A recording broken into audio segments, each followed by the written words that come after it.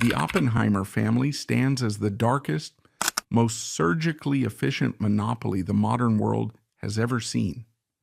While names like Rockefeller or Vanderbilt built empires on steel and oil, substances that built nations, the Oppenheimers built an empire on nothing. Their dynasty was founded by Ernest Oppenheimer, a man who looked at a world awash in common pressurized carbon and decided to lock it in a cage. He didn't just corner the market, he strangled it. Over 3 generations, this bloodline executed a psychological operation so total that it rewrote the mating rituals of the human species. Ernest controlled the supply with the brute force of a cartel. His son, Harry, controlled the demand by brainwashing a generation into believing a 2-month salary tax was the price of love. And his grandson, Nicky, controlled the exit, turning a legacy of blood diamonds into $5 billion of clean cash. Unlike the tragic collapse of other Gilded Age titans, the Oppenheimers committed the perfect crime. They got away with it. They fueled civil wars in Angola, propped up the Soviet war machine, and extracted the wealth of the middle class for a century, only to retreat to a private game reserve while the rest of the world kept paying their bill. This is not a story of business genius. It is a forensic breakdown of how one family hijacked the global economy, sold us a shiny lie, and left us holding the rock. The man who faked the diamond shortage. The architecture of this prison began with a single realization. Ernest Oppenheimer arrived in South Africa in 1902 with the eyes of a wolf.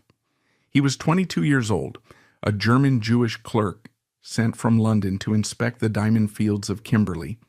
Most men looked at the open pit mines and saw limitless wealth. Ernest looked at the same pits and saw a terrifying economic disaster. He recognized a geological secret that the industry was desperate to hide. Diamonds are not rare. They are pressurized carbon, one of the most common elements in the galaxy. The aggressive mining operations of the late 19th century were churning out stones by the bucket load. Ernest realized instantly that if the free market were allowed to function, the value of diamonds would collapse. They would become as cheap as semi-precious glass. A world awash in diamonds was a world where diamonds were worthless. He concluded that the only way to save the industry was to destroy the market. He needed to construct a dam against the flood of geology. He did not want to compete in the diamond trade. He wanted to become the warden of a global prison for stones. His entire career was driven by this singular sociopathic logic. Artificial scarcity is the only path to profit. He began to plot the consolidation of every mine, every riverbed, and every shovel in southern Africa under one roof, his roof. The mechanism for this domination was the Anglo-American Corporation. Founded by Ernest in 1917, he secured backing from American banks, specifically J.P. Morgan, bypassing the British establishment that looked down on him.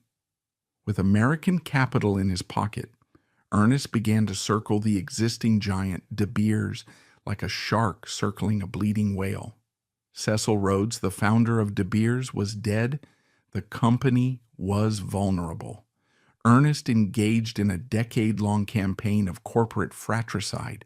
He bought shares aggressively. He manipulated stock prices. He forced his way onto the board of directors by threatening to flood the market with diamonds from his own newly acquired mines in Namibia. This was financial blackmail. In 1929, the old guard of De Beers capitulated. Ernest Oppenheimer took the chair.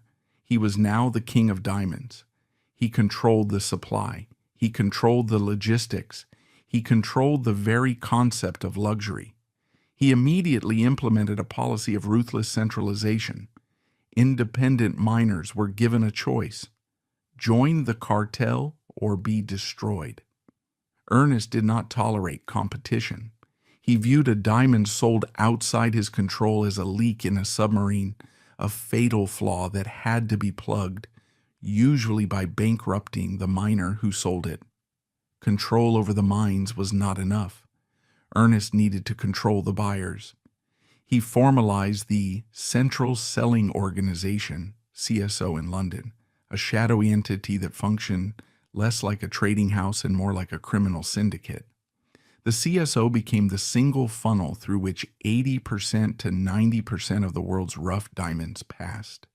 The operation of the CSO was a masterclass in psychological dominance. Ernest established the system of sites. 10 times a year, a select group of diamond cutters and dealers were invited to London. They were ushered into quiet rooms and presented with a shoebox-sized container of rough stones. The price was written on a piece of paper. There was no negotiation. There was no haggling. The dealer took the box at the stated price, or he left the room empty-handed. If he refused the box, he was never invited back. He was blacklisted from the diamond industry forever.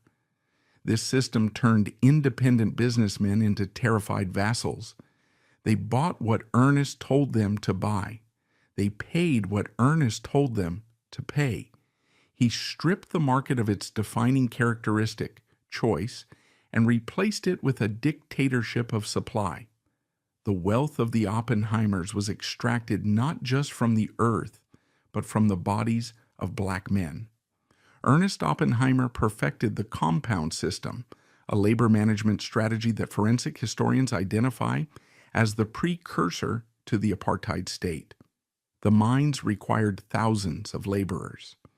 Ernest did not view these laborers as employees. He viewed them as biological hazards that could smuggle his product. He housed the workers in closed compounds, essentially high-security prisons built of corrugated iron and concrete. The men signed contracts for months at a time. Once inside the compound, they ceased to be free citizens. They were cut off from their families, their wives, and the outside world. They slept on concrete bunks, stacked like shelves in a morgue. The sanitation was horrific. Pneumonia and tuberculosis were rampant. But Ernest's primary concern was not health, it was theft. The paranoia of the Oppenheimer empire manifested in the daily exit procedures. When a worker's contract ended, he was subjected to a humiliating, invasive medical degradation. He was stripped naked. He was x-rayed. His mouth, his ears, and his rectum were searched for concealed stones. Ernest Oppenheimer sanctioned a system where the anal cavity of a human being was property of the company, subject to inspection to ensure that not a single carat of carbon escaped the monopoly. This dehumanization was not an accident. It was the industrial design. The godfather of shadows built his fortune on the premise that the dignity of a black worker was worth less than the smallest chip of diamond dust. The true depth of Ernest's coldness was revealed during the Great Depression. In the early 1930s, the global economy collapsed. No one was buying diamonds. The price threatened to hit zero. Most businessmen would have lowered prices to stimulate demand. Ernest did the opposite. He closed the mines. He shut down operations across South Africa and Namibia. He fired thousands of workers, sending them back to rural poverty without a second thought. He chose to starve the workforce rather than devalue the stone. During this crisis, he uttered one of the most chilling sentences in corporate history. Facing pressure to sell his stockpile to generate cash, Ernest refused. He declared that he would rather take the diamonds and throw them into the deep ocean than sell them at a loss. This was not hyperbole. It was a statement of intent. He was willing to erase the product of millions of hours of labor, to cast it into the sea, solely to protect the psychological illusion of scarcity. He held the geology of the earth hostage. This decision solidified the Oppenheimer doctrine. The price must be protected at all costs, including the cost of human life. By the 1950s, Ernest Oppenheimer had achieved what no Roman emperor ever could: total control over a natural resource. He had defeated the free market. He had defeated the geology. He had defeated the labor unions. He sat in his library at Brenthurst, surrounded by rare books and art, a celebrated philanthropist in white society, while the men in his compounds coughed up blood from silicosis. His death in 1957 was the end of the man, but not the machine. He had designed the cartel to be self-perpetuating. He had taught his son Harry the dark arts of the monopoly. He had taught him that the world is gullible, that scarcity can be engineered, and that a diamond is only valuable if you control the hand that holds it. The Godfather died, but he left behind a fully operational mechanism of exploitation. The diamond ring had become the ultimate fetish object of the 20th century, a shiny distraction that blinded the world to the darkness of its origin. Ernest Oppenheimer did not just mine diamonds. He mined the darkest impulses of capitalism, refining them into a sharp, unbreakable weapon that his family would wield for another 50 years, the great marketing scam. When Ernest Oppenheimer died in 1957, the entity known as De Beers did not just get a new chairman, it got a new face. Harry Frederick Oppenheimer was not a rough-edged German prospector like his father. He was a creature of refinement. Educated at Charterhouse and Christ Church, Oxford, Harry spoke in the polished, understated tones of the British aristocracy. He loved Byron and Keats. He collected impressionist art. He bred thoroughbred racehorses. In the boardrooms of New York and London, he was greeted not as a mining magnate, but as a philosopher king, a man of deep intellect and undeniable charm. But in reality, this sophistication was the most dangerous weapon in the De Beers arsenal. Harry Oppenheimer perfected the art of moral schizophrenia. He constructed a public persona that was diametrically opposed to the source of his private wealth. He positioned himself as the leading liberal voice in South Africa. He bankrolled the anti-apartheid Progressive Party. He dined with Nelson Mandela. He publicly condemned the racial segregation laws of the National Party regime as economically foolish and morally wrong. The Western world looked at Harry and saw a good German, a white savior trapped in a bad system, trying to change it from within. This was a lie. It was a carefully curated hallucination. The forensic ledger tells a different story. While Harry Oppenheimer gave speeches about human rights in the Parliament in Cape Town, his signature was on the paychecks of the brutal industrial machine that made apartheid possible. He was the greatest beneficiary of the system he claimed to despise. He did not fight the racial laws, he metabolized them.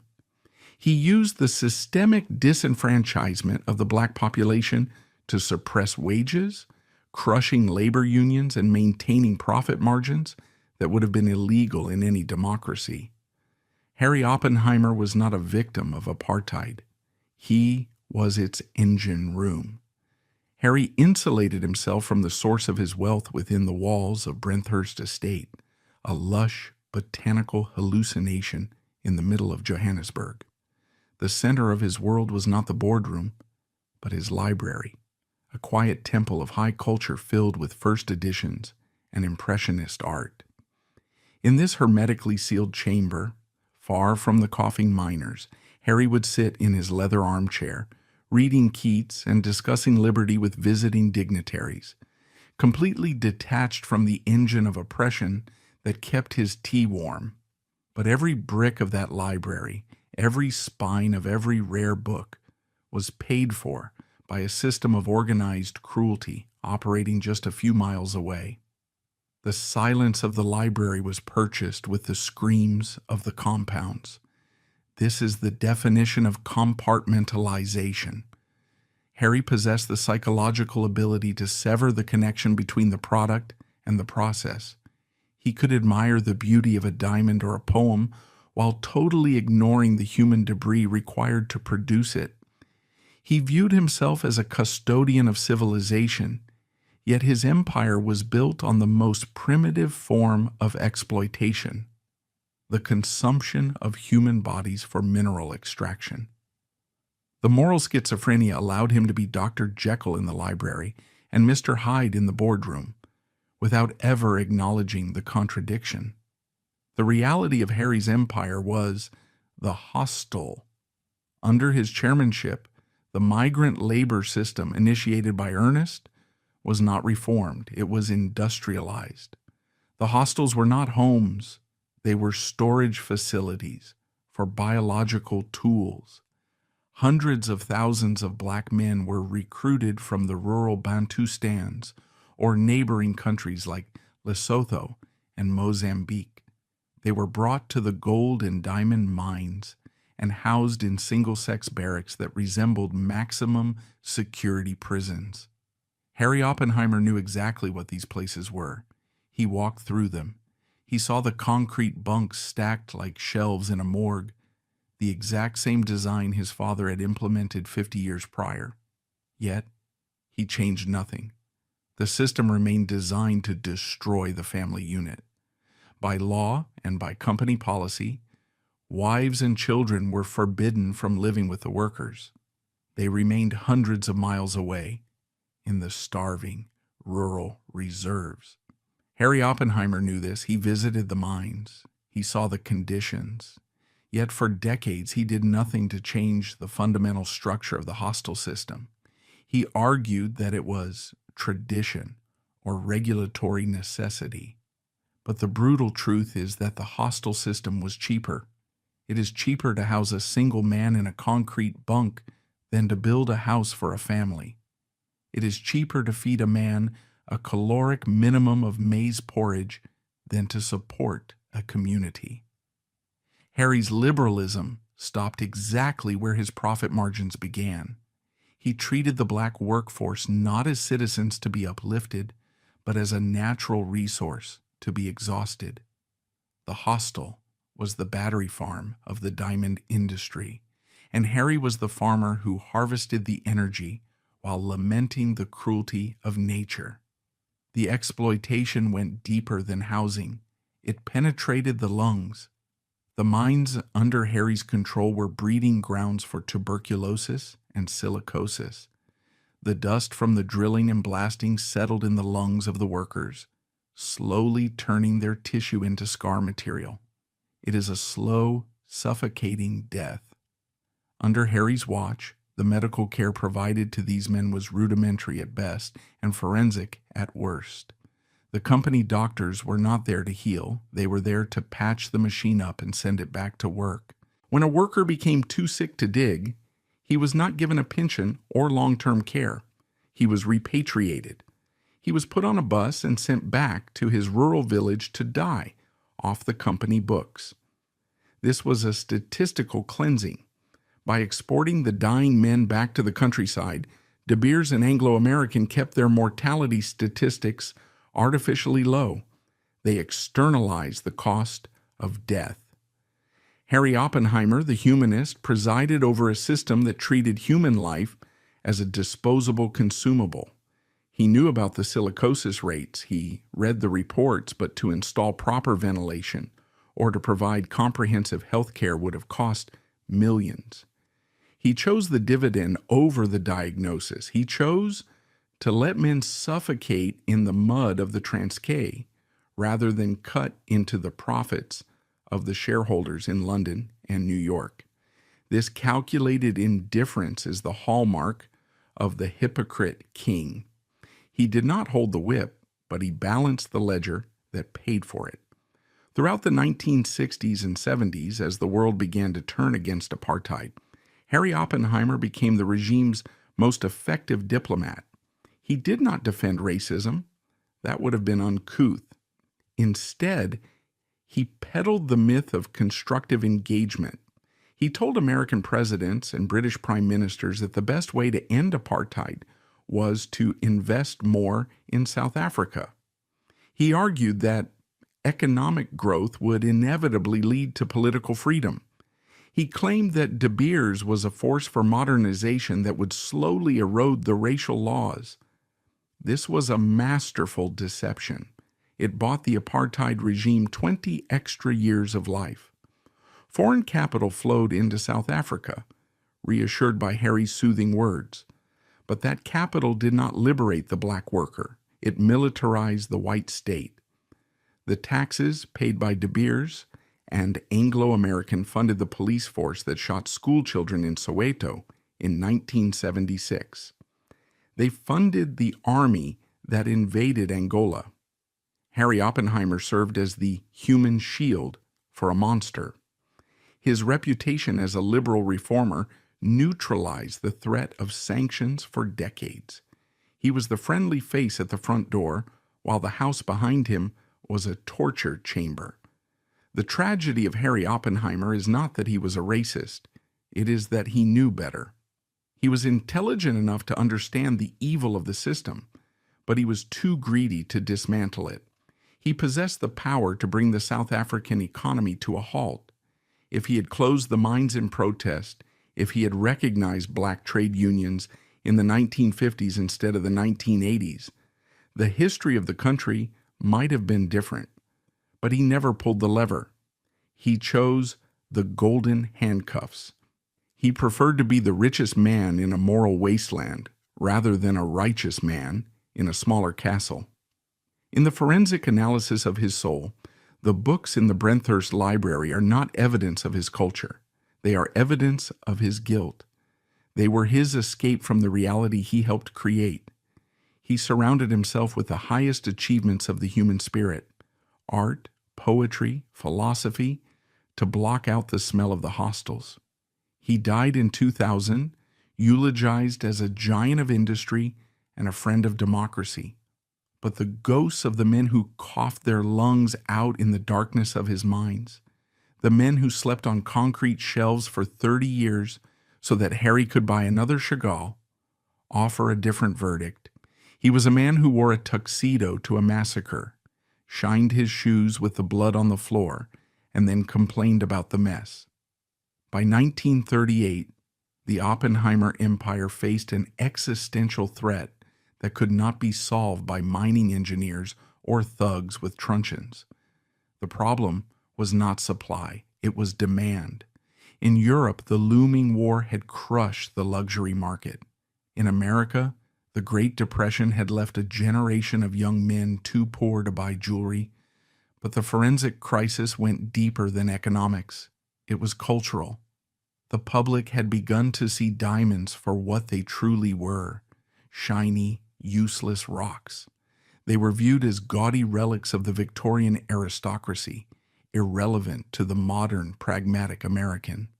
Prices were collapsing. The crystal cage that Ernest had built was full, but the door was locked from the outside. No one wanted to come in. Harry Oppenheimer, then a rising executive under his father, realized that if they could not change the geology, they had to change the psychology. He authorized a desperate mission. He dispatched emissaries to New York City to meet with N.W. Ayer and Son, one of the most prestigious advertising agencies in the world. The brief was unprecedented in the history of commerce.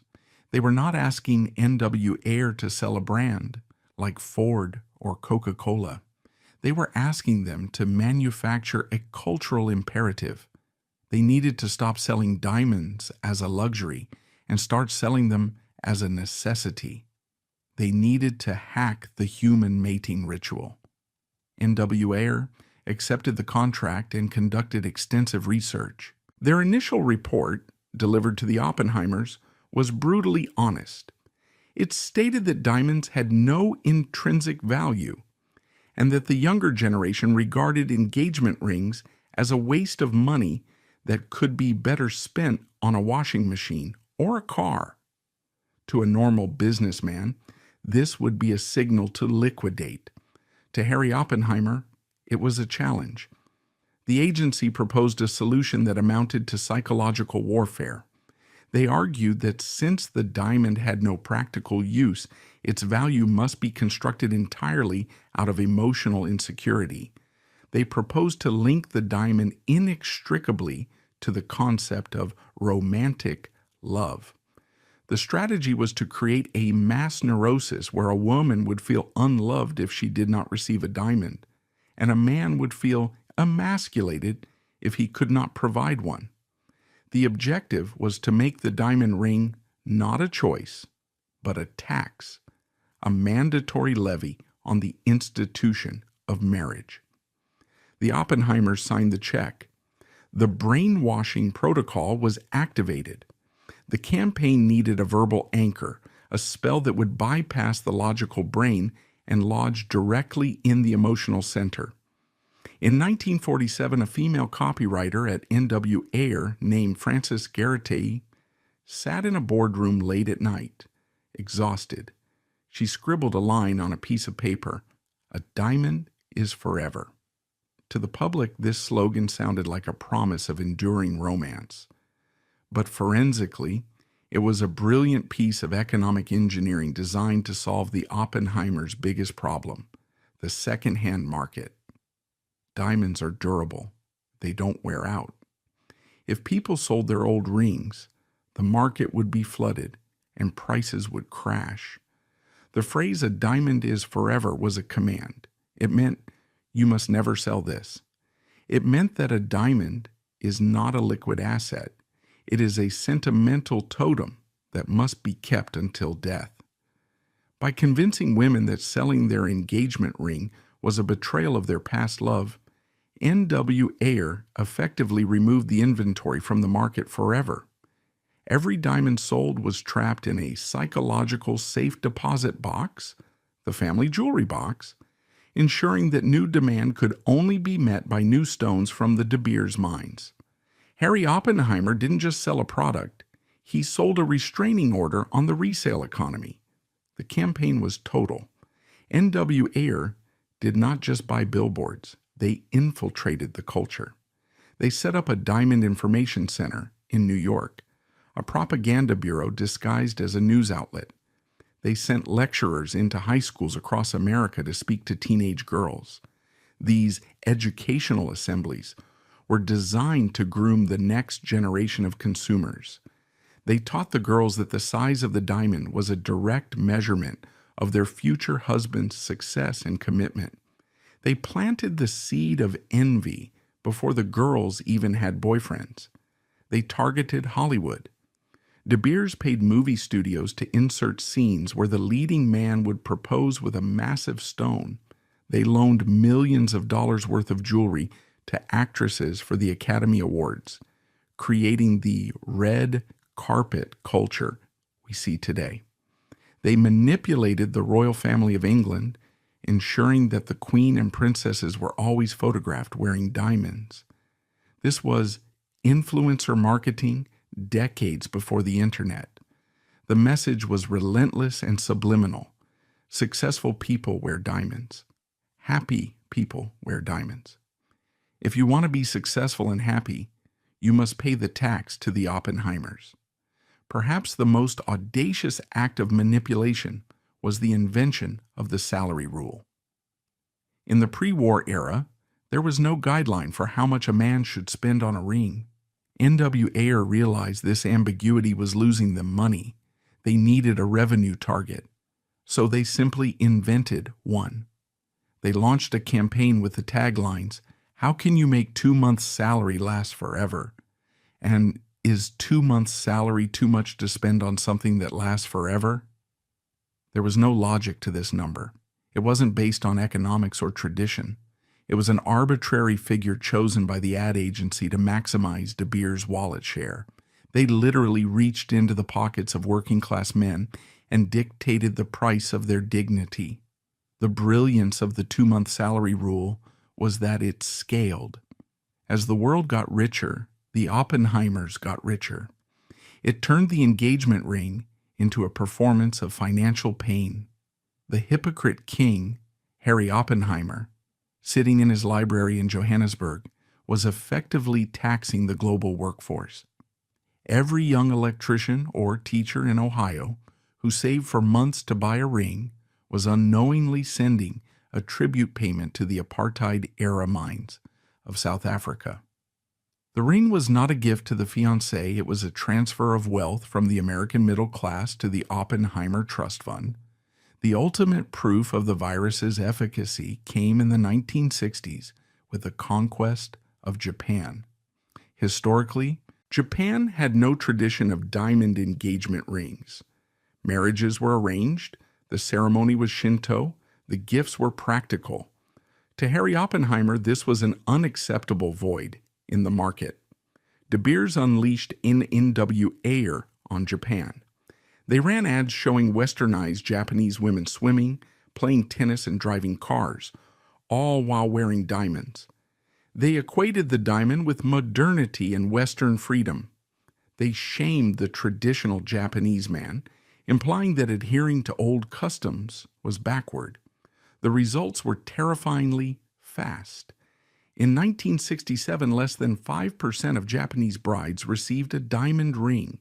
By 1981, that number had risen to 60%.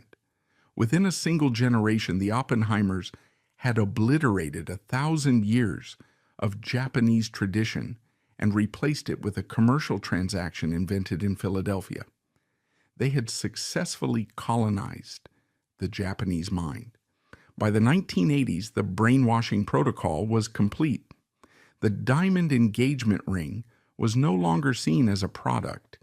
It was seen as a force of nature, an ancient inevitability. The public had completely forgotten that the entire tradition was an invention of the mid-20th century. Harry Oppenheimer had achieved the ultimate capitalist victory. He had severed the link between price and value. He was selling carbon, the most common element of life, at the price of immortality. The forensic tragedy is that the victims of this scam were complicit. Men wanted to buy the rings to prove their worth. Women wanted to wear them to prove their desirability.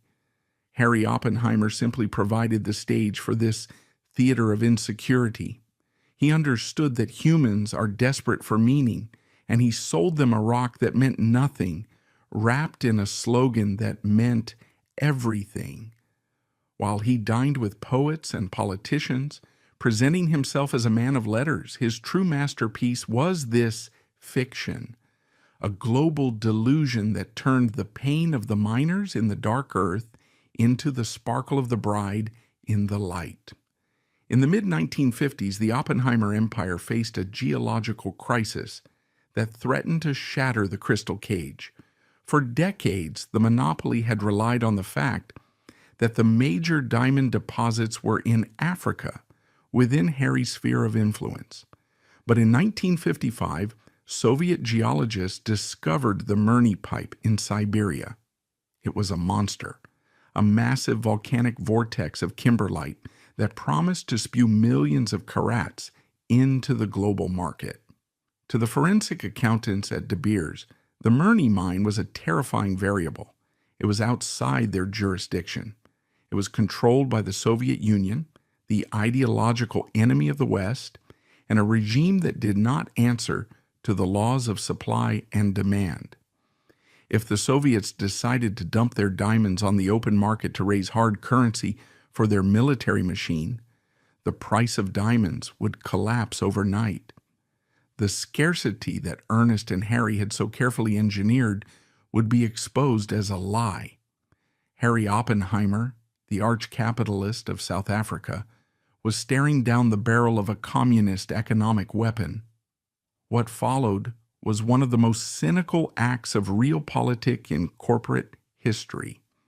In 1957, the same year his father died, Harry Oppenheimer initiated secret negotiations with the Soviet Politburo. On the surface, the world was locked in the Cold War. The West and the East were pointing nuclear missiles at each other. But in the shadows of London and Moscow, Harry Oppenheimer and the Soviet commissars were shaking hands. Harry proposed a deal that was breathtaking in its audacity. He offered to buy every single diamond the Soviet Union produced.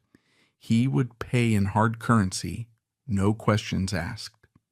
In exchange, the Soviets agreed to sell exclusively through the Central Selling Organization, CSO. They agreed not to sell a single stone on the open market. It was a pact between the apartheid king and the communist dictatorship. Harry Oppenheimer became the secret banker of the Soviet diamond industry. He essentially paid the Soviets to keep the illusion of scarcity alive. For the next 40 years, American men buying engagement rings were unknowingly funding the Soviet military-industrial complex, with Harry Oppenheimer acting as the middleman who laundered the transaction. The deal saved the monopoly, but it created a logistical nightmare. The geology of the Mirny mine was different from the African mines. The Siberian stones were abundant, but they were small. Most were under half a carat, tiny chips known in the trade as melee. They were also often yellowish or brownish in color, far from the blue-white perfection that De Beers had spent decades marketing as the ideal. Harry's vaults in London began to overflow with millions of these tiny, substandard Soviet stones. He had bought them to keep them off the market, but he couldn't just eat the loss. He had a constipation of inventory. The solitaire engagement ring concept, which relied on a single large stone, was useless for this supply. He couldn't sell these chips to men proposing marriage. He needed a new demographic. He needed a new psychological hook. Harry turned once again to the wizards of NW Ayer. The brief was specific: create a market for millions of tiny diamonds. The agency responded with a concept that was pure genius in its cynicism. If the engagement ring was for the young bride, the promise of the future, they needed a product for the older wife, the proof of the past. They invented the eternity ring. This was a continuous band of metal set with dozens of tiny diamonds all the way around, the perfect vehicle to dispose of the Soviet melee. But a product is nothing without a guilt trip. NW Ayer coined a new slogan: "She married you for richer or poorer. Let her know how it's going." This tagline was a masterclass in emotional manipulation. It targeted the insecurity of the middle-aged husband. It implied that if he had succeeded in his career, he owed his wife a performance bonus. It transformed the tiny, unwanted Soviet chips into a symbol of enduring fidelity. The eternity ring was not born from a tradition of anniversary gifts. It was born from a warehouse management problem. Harry Oppenheimer successfully turned industrial byproduct into a high-status necessity. He cleared the vaults, paid off the Soviets, and taxed the American husband a second time.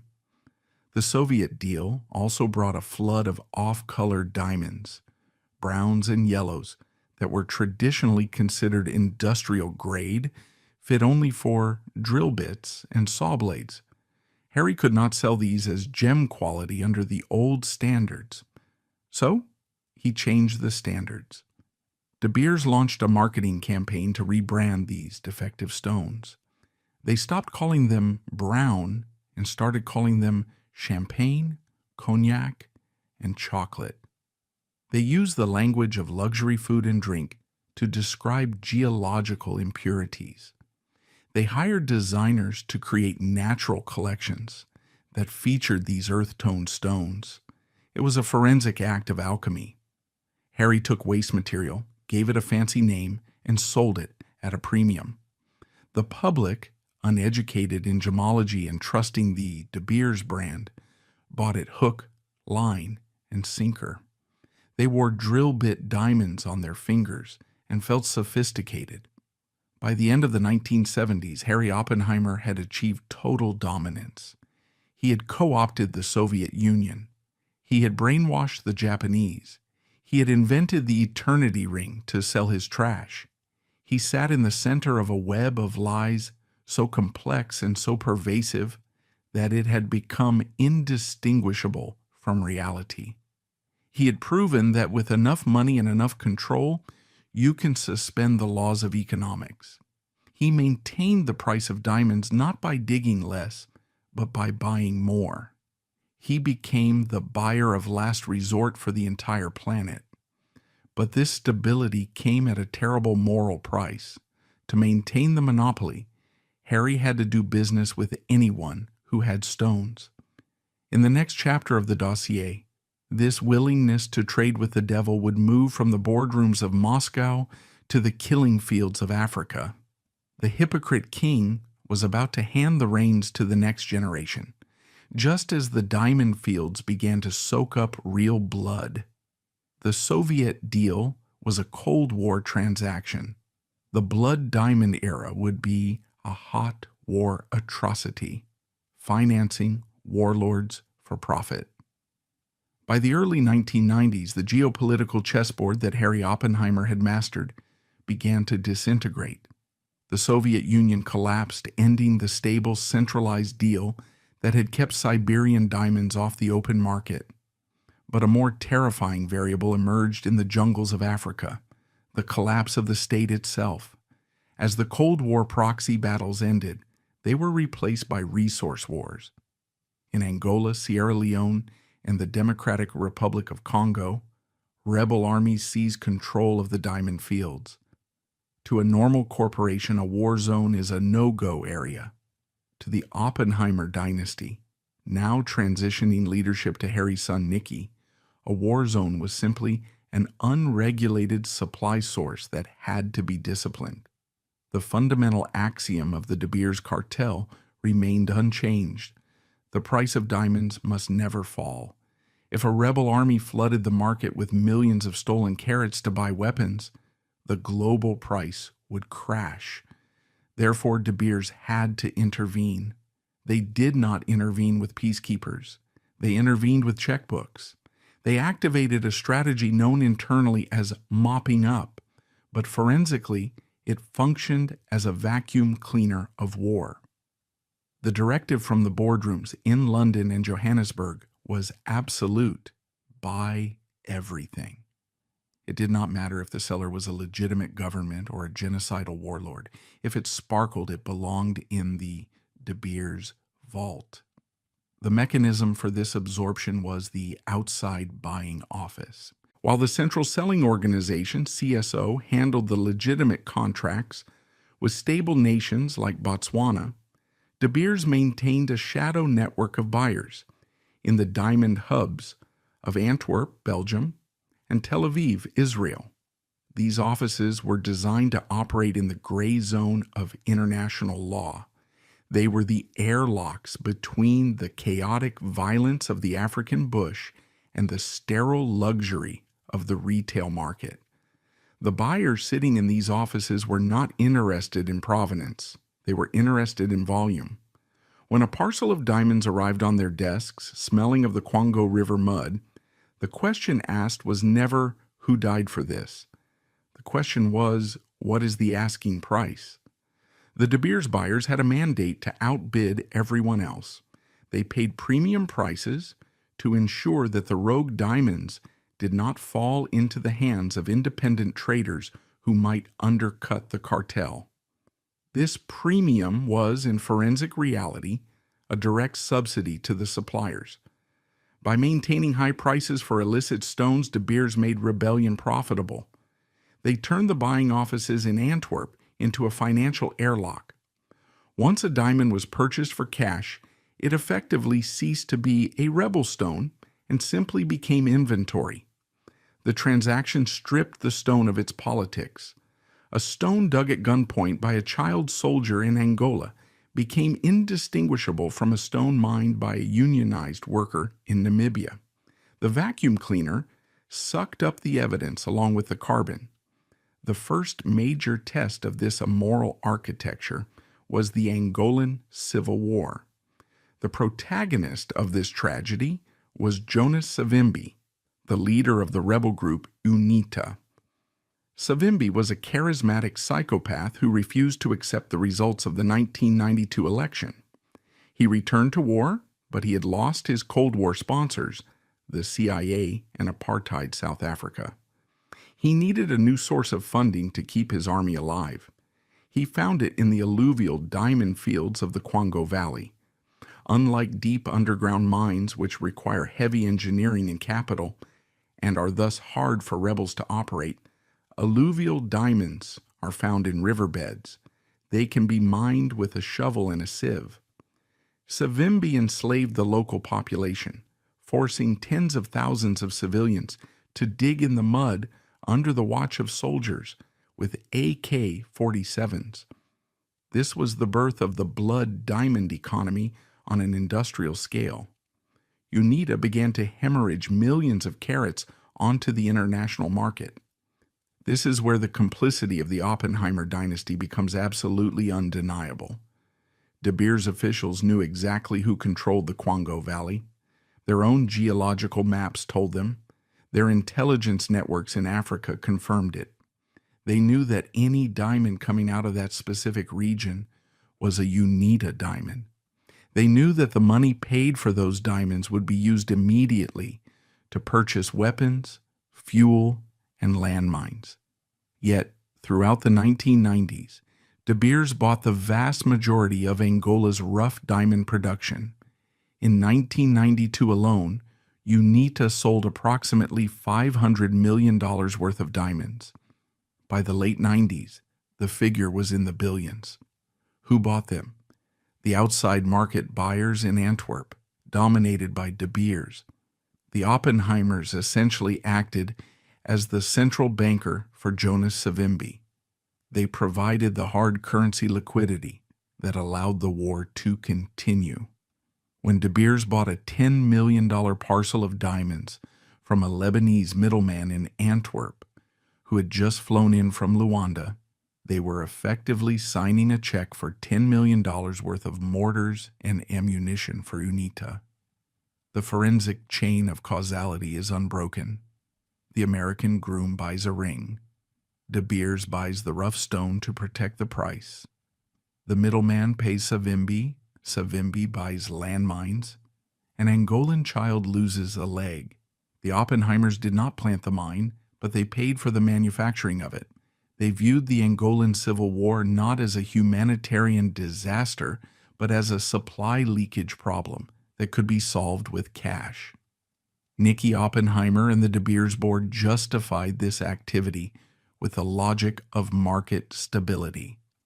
They argued that if they didn't buy the diamonds, someone else would, and the price would crash, destroying the legitimate industry in Botswana and South Africa.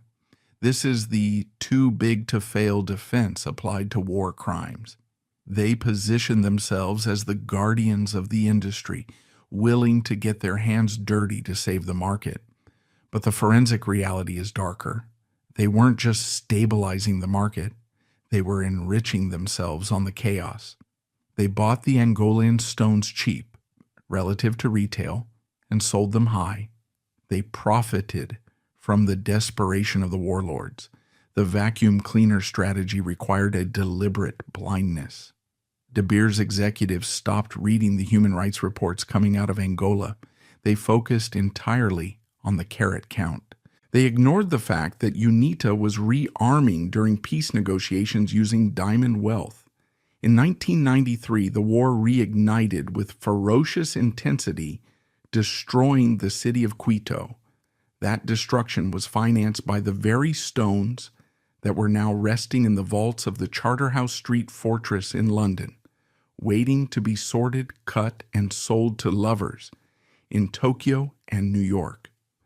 By the mid-1990s, the Oppenheimer empire had mutated into a parasitic entity that fed on the necrosis of African states. They had proven that the crystal cage of monopoly was more important to them than the stability of the continent that gave them their wealth.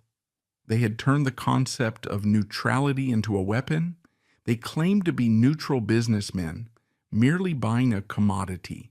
But in a resource war, there is no such thing as a neutral buyer. To buy the resource is to take a side.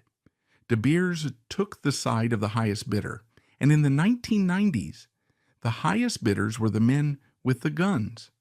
They had successfully privatized the profits of the diamond trade while socializing the costs in the form of millions of dead Angolans. The vault of blood was filling up, and the Oppenheimers were holding the door open. While De Beers was busy absorbing the flood of illicit diamonds from Angola, a far more sadistic pathology was incubating in the jungles of West Africa. Sierra Leone, a small nation sitting on vast alluvial deposits, collapsed into a state of primal anarchy driven by the Revolutionary United Front. Led by Fode Sanko, a former wedding photographer turned warlord, the RUF was not a political movement in any traditional sense. It was a criminal syndicate organized for the sole purpose of resource extraction. Their objective was not to seize the capital city of Freetown, but to seize the Kono district, the geological heart of the diamond fields. To control these open-pit mines without the expense of a large standing army, Sanko needed a tactic that would terrify the population into total submission, and he found the answer not in military strategy, but in surgical atrocity. The RUF turned the human body into a billboard for their power, unleashing a campaign of terror that remains the darkest stain in the forensic file of the jewelry industry. Bands of child soldiers, high on cocaine and gunpowder, would descend upon villages with machetes to systematically mutilate civilians. They lined up men, women, and toddlers, offering them a grotesque choice between long sleeves or short sleeves, referring to amputation at the wrist or at the elbow. This was a brutally efficient form of population control. If a civilian had no hands, they could not hold a ballot to vote against the rebels, and they could not hold a shovel to dig for diamonds independently. The survivors were left as living warnings, while the able-bodied were enslaved in the Kono mud, digging at gunpoint to extract the stones that would fund the very machetes used to mutilate their neighbors. By the mid-1990s, the diamond had become the ultimate currency of this genocide, creating a macabre exchange rate at the jungle border.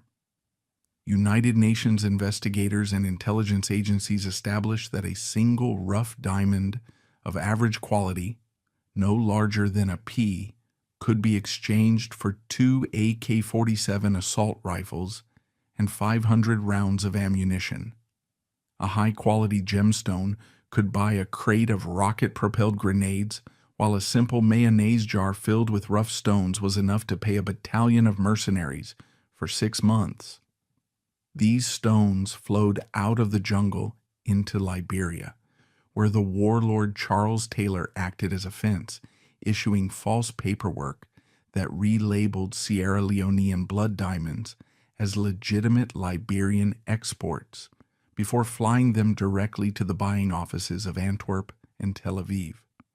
The complicity of the Oppenheimer dynasty in this trade was not a matter of ignorance, but of willful blindness. De Beers executives possessed geological data proving that Liberia had negligible domestic diamond reserves, yet the country was exporting millions of carats annually, a mathematical impossibility that the cartel chose to ignore. Adhering to the Oppenheimer doctrine of total market absorption, De Beers continued to buy these diamonds to prevent them from flooding the open market and crashing global prices. By purchasing these stones in Antwerp, often through intermediaries to maintain plausible deniability, the cartel effectively injected hundreds of millions of dollars into the RUF war chest, subsidizing the purchase of weapons and ensuring the war continued for over a decade. The final stage of this crime took place inside the fortress of the Central Selling Organization at 17 Charterhouse Street in London, which functioned as a massive laundering machine. When the rough diamonds arrived, they were poured onto sorting tables where stones from legitimate, unionized mines in Botswana were hopelessly mixed with blood diamonds from the killing fields of Sierra Leone. De Beers sorted these stones by size, shape, color, and clarity, but never by origin, a process they called aggregation, but which forensic investigators call evidence destruction. Once the stones were mixed, their history vanished, contaminating the entire global supply chain and ensuring that no expert could ever distinguish a clean diamond from a blood diamond. This system turned the Western consumer into an unknowing fence for stolen goods, meaning that the symbol of eternal love placed on a bride's finger in New York or Paris might well have been the very object that paid for the amputation of a child's hand in Freetown. By the turn of the millennium, the wall of silence that protected the diamond cartel finally began to crack. In March 2000, the United Nations released the Fowler Report, a bombshell document that explicitly named De Beers in the trafficking of conflict diamonds from Angola. For the first time, the Oppenheimer doctrine of buying up all supply was not viewed as a stabilization mechanism, but as criminal complicity in war. Simultaneously, a small but tenacious NGO called Global Witness began publishing photographs of Sierra Leonean amputees next to glossy diamond advertisements.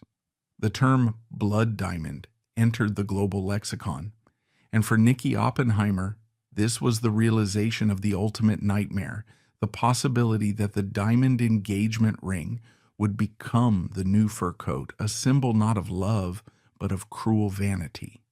The panic inside the De Beers boardroom was existential. The directors understood that their product had no intrinsic utility. Its value was entirely psychological. If the bride looked at her hand and saw the blood of an African child instead of the sparkle of romance, the market would collapse to zero overnight. They were facing a consumer revolt that could destroy a century of brand conditioning. Nikki Oppenheimer realized that they could not win this battle with denial or lawyers. They needed a grand gesture of public penance. They needed to create a mechanism that would allow Western consumers to buy diamonds with a clear conscience, even if the underlying reality of the trade remained as murky as ever. The solution was a masterstroke of corporate cynicism, known as the Kimberley process.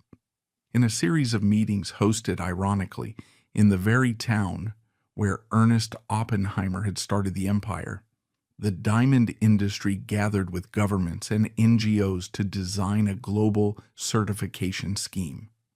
On paper, the Kimberley process was designed to track every diamond from the mine to the retail counter, ensuring that no rebel stones could enter the legitimate supply chain. In reality, it was a system of self-regulation designed by the wolves to police the sheep. The definition of a conflict diamond was drawn so narrowly, defined strictly as rough diamonds used by rebel movements to finance wars against legitimate governments, that it conveniently excluded diamonds mined by brutal state regimes or corporations that abused human rights. The Kimberley process certification scheme became the ultimate whitewash for the industry. It relied on paper certificates issued by corrupt governments in Africa, documents that were easier to forge than a high school diploma. A diamond could be mined in a war zone, smuggled across a border into a peaceful country, issued a valid certificate, and suddenly become conflict-free. The system did not stop the flow of blood diamonds, it merely bureaucratized it. For De Beers, however, it was a total victory. The Kimberley process provided the ethical stamp they needed to reassure the American consumer.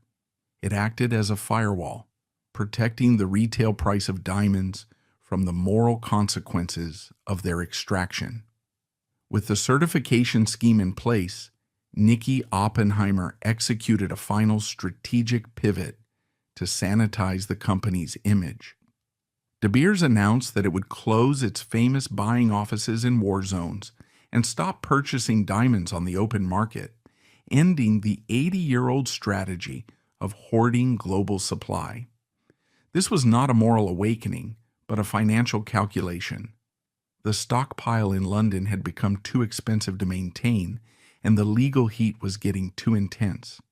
They sold off their vast inventory, cleansed by the new paperwork, and rebranded themselves as the supplier of choice.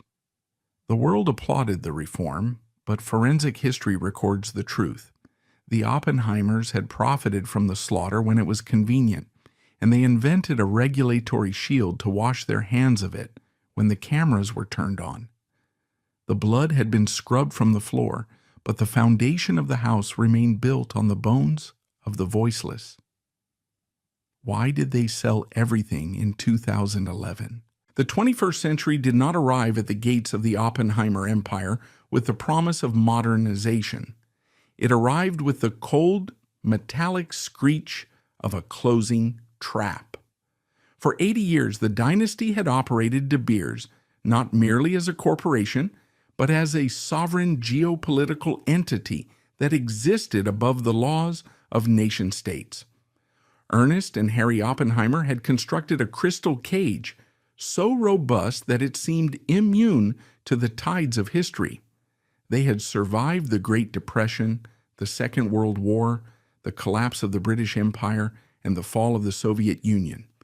But as the calendar turned to the year 2000, the family faced a convergence of forces that no amount of bribery, shadow brokering, or market manipulation could neutralize.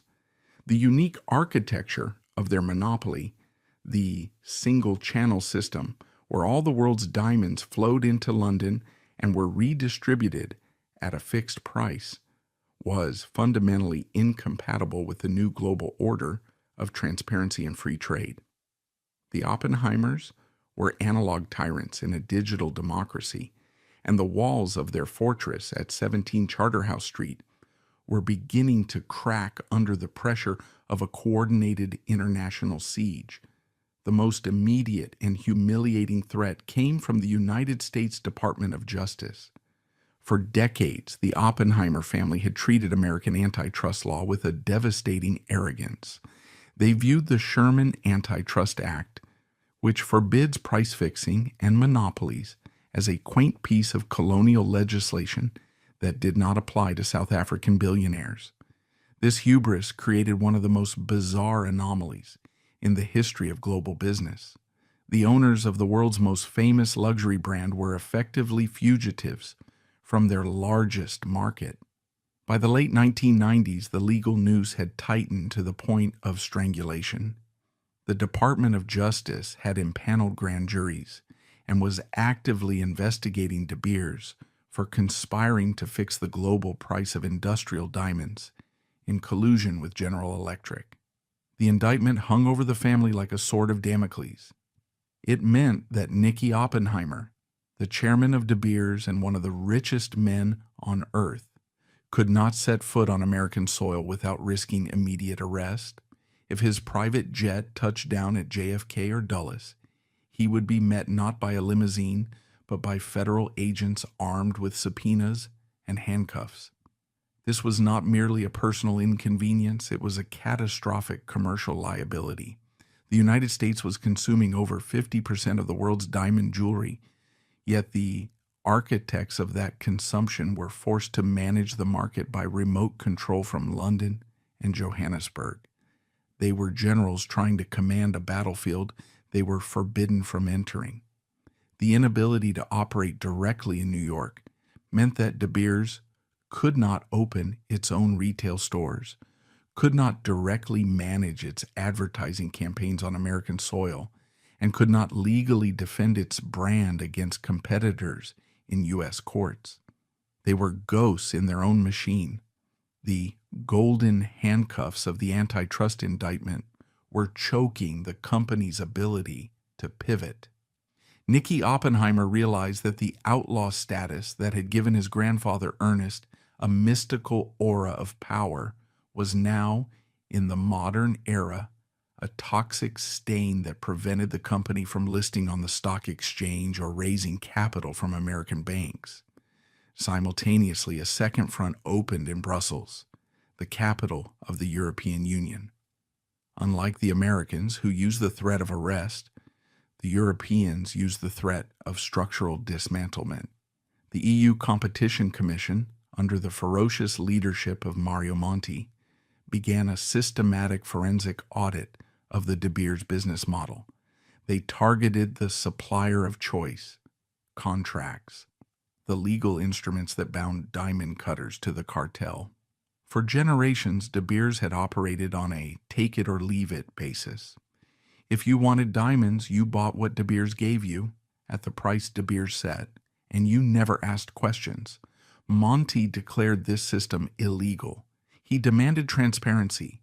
He demanded the end of the custodial role where De Beers hoarded stones to manipulate price. The regulators in Brussels were not interested in the romantic mythology of the diamond. They were interested in the mathematics of the monopoly. They threatened to impose fines amounting to 10% of global turnover, a figure that would have wiped out the company's profits for years. The Oppenheimers were forced to do the unthinkable. They had to hire lobbyists and lawyers to beg for the right to exist. The age of imperial decree was over. The age of regulatory compliance had begun. But the lethal blow did not come from lawyers or bureaucrats. It came from the geology itself. For nearly a century, nature had conspired in favor of the Oppenheimers. Most of the world's major diamond deposits were located in Africa, within the sphere of influence of the family and their colonial networks. This geographical concentration allowed them to bully or buy out any potential competitor. However, the discovery of massive diamond pipes in the frozen tundras of Canada and the red deserts of Australia changed the physics of the monopoly forever. The earth began to vomit up diamonds in places where the Oppenheimers had no political leverage. The rebellion began in Australia with the Argyle mine. Owned by the mining giant Rio Tinto, Argyle was a geological freak of nature. It produced millions of carats of low-quality pink and brown diamonds. Initially, De Beers tried to absorb this supply into the Central Selling Organization, just as they had done with the Soviet stones in the 1950s. They signed contracts to market Argyle's production, forcing the Australians to kneel and kiss the ring. But Rio Tinto was not a desperate African warlord or a corrupt Soviet commissar. They were a sophisticated multinational corporation with their own capital, their own shareholders, and their own pride. In the mid-1990s, the executives at Rio Tinto made a calculation that terrified the De Beers board. They realized they didn't need the cartel. They looked at the exorbitant fees De Beers charged for marketing and decided to walk away.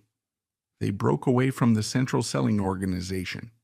It was a declaration of independence that shattered the psychological dominance of the Oppenheimers. For the first time in history, a major producer was selling diamonds directly to the polishers in India, bypassing London entirely. They proved that the sky would not fall without De Beers. Then came the Canadian catastrophe. The discovery of the Ekati and Diavik mines in the Northwest Territories unleashed a flood of high-quality, clean diamonds onto the market. These stones were chemically identical to African diamonds, but ethically superior. The Canadian miners, led by BHP Billiton and later Rio Tinto, saw an opportunity to weaponize the blood diamond scandal against De Beers. They marketed their stones with laser inscriptions of polar bears and maple leaves, certifying them as conflict-free. This was a direct stab at the heart of the De Beers brand. By refusing to sell through the De Beers cartel, the Canadians created a parallel market. They established their own sorting facilities in Yellowknife and their own sales channels in Antwerp. The single channel was dead. The vacuum cleaner was broken. De Beers could no longer afford to buy up the world's supply because the world was producing too much, too fast, from too many independent sources. Nicky Oppenheimer was staring at a balance sheet that was bleeding cash. The company was spending billions of dollars of its own capital to buy diamonds from competitors just to stockpile them in vaults that were already overflowing. This was the inventory trap. By the early 2000s, the De Beers stockpile in London was estimated to be worth over $5 billion. This mountain of unsold stones was not an asset, it was a liability. It was dead capital, sitting in the dark, generating no interest, while the company's market share plummeted from an 85% dictatorial share to a 40% competitive share. The strategy of hoarding was no longer creating scarcity. It was creating a financial suicide pact. The family was drowning in inventory. They were holding a dam against a tsunami, and the water was rising above their heads. Every time they bought a diamond to support the price, they were effectively subsidizing their competitors, Rio Tinto and BHP, allowing those companies to sell at a profit, while De Beers absorbed the cost of market stability. In a desperate attempt to save the empire, Nicky Oppenheimer authorized a radical strategic pivot known as the supplier of choice. It was marketed to the world as a modernization program, a shift from being a custodian of price to a driver of demand. In reality, it was a capitulation. It was an admission that the monopoly was gone. Under this new strategy, De Beers announced that it would no longer act as the buyer of last resort. They would stop buying diamonds on the open market. They would liquidate their stockpiles. They would force their clients, the site holders, to become marketing partners, pushing the cost of advertising onto the downstream industry. It was a brutal restructuring designed to shed weight from a sinking ship. But for the Oppenheimer family, this shift had a deeper, more existential meaning. It meant that the De Beers that Ernest had built, the De Beers that controlled the world, was extinct. They were now just another mining company fighting for market share in a crowded room. The psychological toll on the family was immense. They were watching their inheritance disintegrate in real time. The Oppenheimer doctrine, the belief that they were the divinely appointed guardians of the diamond dream, was being exposed as a fraud. They were being sued in America, investigated in Europe, and outmaneuvered in Canada. The crystal cage had been pried open by the forces of globalization and competition. Nicky Oppenheimer, a man who preferred the quiet of his cricket pitch to the noise of corporate warfare, began to harbor a heretical thought, one that would have been unimaginable to his father or grandfather, the thought of exit. He looked at the chaos of the market, the rising power of the synthetic diamond labs, which were slowly perfecting the art of growing diamonds in microwaves, and the insatiable greed of the regulators, and he realized that the smartest move might not be to fight for the throne, but to sell the crown before it turned to tin. The walls were closing in, and the architect of the prison was looking for a tunnel out. The decision was forming in the silence of the Brenthurst Library. It was time to cash out. By 2011, the walls of the fortress were not just cracking from legal pressure. They were facing a technological singularity that threatened to render the entire diamond industry obsolete. While the lawyers in Washington and Brussels were dismantling the monopoly structure, a far quieter but more lethal revolution was taking place in high-tech laboratories in China, India, and Silicon Valley. Scientists had perfected the art of chemical vapor deposition, CVD. They had figured out how to grow gem-quality diamonds in a microwave chamber in a matter of weeks. These were not the fake cubic zirconias of the past. These were atom for atom identical to mined diamonds. They had the same chemical composition, the same refractive index, and the same hardness. To the naked eye, to the jeweler's loop, And even to thermal conductivity testers, a lab-grown diamond was indistinguishable from a stone dug out of the earth. Nicky Oppenheimer, a man who had spent his life guarding the myth of scarcity, looked at the trajectory of this technology and saw the end of the world. He understood the fundamental economic truth that the rest of the industry was trying to ignore. If a factory can print diamonds, then diamonds are no longer rare. If they are not rare, they cannot be expensive. The illusion of value that his grandfather Ernest had constructed was based on the physical limitation of the Earth's crust, but the lab had no limits. The supply of lab-grown diamonds was theoretically infinite. Nicky realized that in 10 or 20 years, the diamond engagement ring would become a commoditized piece of industrial carbon, priced like a flat-screen TV, cheaper every year. The asset class was about to be demonetized. The only winning move was to sell the asset before the market realized it was worthless. The decision to liquidate the family empire was made with the cold precision of a hedge fund manager, stripping away 80 years of sentimental rhetoric. For 3 generations, the Oppenheimers had told the world that a diamond is forever. They had convinced billions of people that the stone was a sacred totem of lineage and endurance. But when it came to their own money, the Oppenheimers decided that forever was too long a time frame. In November 2011, beneath the cover of corporate restructuring, Nicky Oppenheimer pulled the trigger on the ultimate betrayal. He approached Anglo American, the mining conglomerate that his grandfather had founded, but which was now a public company, and offered to sell the family's remaining 40% stake in De Beers. The negotiations were swift and secretive. There was no public auction, no bidding war. It was an inside job. Anglo American, eager to consolidate control over the diamond assets, agreed to the price. The figure was staggering: $5.1 billion in cash. On paper, it was a business transaction.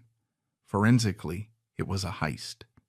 Nicky Oppenheimer was effectively selling the Titanic just after spotting the iceberg.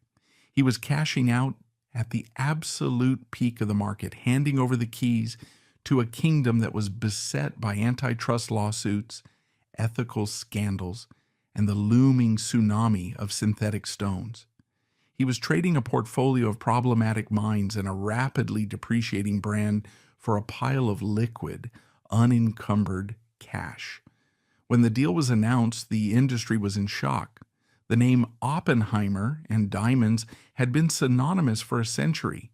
It was as if the Pope had decided to sell the Vatican and retire to a condo in Florida. But a closer analysis of the deal reveals the genius of the exit. Nicky did not sell because he was tired. He sold because he was smart. He knew that the blood diamond scandal had permanently tarnished the allure of the natural stone. He knew that the millennial generation cared less about status symbols and more about experiences. And most importantly, he knew that the labs were winning. By taking the $5.1 billion, he secured the family fortune for the next 10 generations, insulating them from the inevitable crash of the natural diamond market. The sale marked the final death of the family business myth. For decades, the Oppenheimers had claimed that they were the stewards of the industry, that they cared about the miners in Botswana and the cutters in India. But when the check cleared, they walked away without looking back. They left Anglo American to deal with the messy reality of African politics, sinking prices, and the ethical headaches of the supply chain. The $5.1 billion was not just a purchase price, it was a severance package. It was the fee the world paid to release the Oppenheimers from their moral obligations. The King of Diamonds had abdicated the throne, not for love, but for liquidity. The transaction proved the final cynical theorem of the dynasty. They had never actually believed in the romance of the stone. To them, Diamonds were never forever. They were just a vehicle to extract wealth from the masses, and when the vehicle started to rattle, they sold it for scrap and walked away with the gold. Where does a dynasty go after it has sold the world? It does not go to prison. It does not go to a Truth and Reconciliation Commission. It goes to the Tswalu Kalahari Reserve. In the years following the $5.1 billion liquidation, Nicky Oppenheimer and his son Jonathan retreated to this vast expanse of red sand and silence in the northern Cape of South Africa. Tswalu is the largest private game reserve in the country, a place of breathtaking beauty where the Oppenheimers have reinvented themselves as custodians of the earth. They fund research into pangolins and cheetahs. They host exclusive safaris for the global elite. They speak passionately about the fragility of the ecosystem. But the forensic irony of this retirement is blinding. For 3 generations, the family business was based on ripping the earth open, creating the largest man-made holes on the planet, and poisoning the water tables of Africa with the chemical runoff of extraction. Now, with the proceeds of that destruction safely banked in offshore trusts, they have bought a piece of nature to keep it pristine. This is the ultimate form of greenwashing. They are using the money extracted from the vault of blood to purchase the Garden of Eden. Tswalu is not just a reserve. It is a fortress of solitude where the family can live out their days as feudal lords, protected by electric fences and private security, far away from the silicosis victims in the gold mines and the amputees in Sierra Leone. They have successfully laundered their legacy. They have traded the dirty industrial image of the mining magnate for the clean, benevolent image of the conservationist. Back in Johannesburg, the family operates from the shadows of Oppenheimer Generations, a private investment vehicle that manages their billions. They have moved into private equity, real estate, and luxury aviation. They built Fireblade Aviation, a 7-star VIP terminal at OR Tambo International Airport, a private gateway for the super-rich that allows them to bypass the chaotic terminals of the public. This is the physical manifestation of their new reality. They exist in a parallel atmosphere, completely untethered from the country that made them. They are no longer South African oligarchs. They are citizens of capital, floating above the borders and the laws that constrain ordinary men. Jonathan Oppenheimer, the heir who never got to be king of diamonds, now sits on boards and gives interviews about impact investing, using the vocabulary of modern finance to distance himself from the brute force of his ancestors. The name De Beers is no longer on their letterhead. They have surgically removed the brand that defined them, leaving Anglo-American to deal with the declining asset while they play with the cash. As we close this forensic file, we must render a final verdict on the century of the Oppenheimer dynasty. It is a verdict not of law, but of history. The evidence suggests that the family orchestrated the most successful psychological operation in the history of the human species. Ernest Oppenheimer, the godfather of shadows, proved that value is a hallucination that can be engineered by choking supply. He taught the world that scarcity is not a condition of nature, but a decision of management. Harry Oppenheimer, the hypocrite king, proved that morality is flexible. He demonstrated that you can be a liberal icon while profiting from a racist gulag, and that you can rewrite the mating rituals of humanity with a single advertising slogan. He taxed the love of billions of people, turning a useless rock into a mandatory toll booth on the road to marriage. And Nicky Oppenheimer, the heir of blood, proved that you can monetize war and then sell the gun before the police arrive. He showed that in the calculus of capitalism, timing is more important than ethics. The true victim of this century-long scam is not just the miner in the mud, it is the consumer in the mall. Every person who looks at a diamond ring and feels a surge of inadequacy because it is too small, or a surge of pride because it is big, is a victim of the Oppenheimer programming. We are all living inside the crystal cage they built. We have internalized their marketing as our own emotional truth. We believe the diamond is a symbol of our love when in reality, it is a symbol of their power. The genius of the crime is that we thank them for it. We save our money, we sacrifice, and we proudly wear the evidence of our exploitation on our fingers.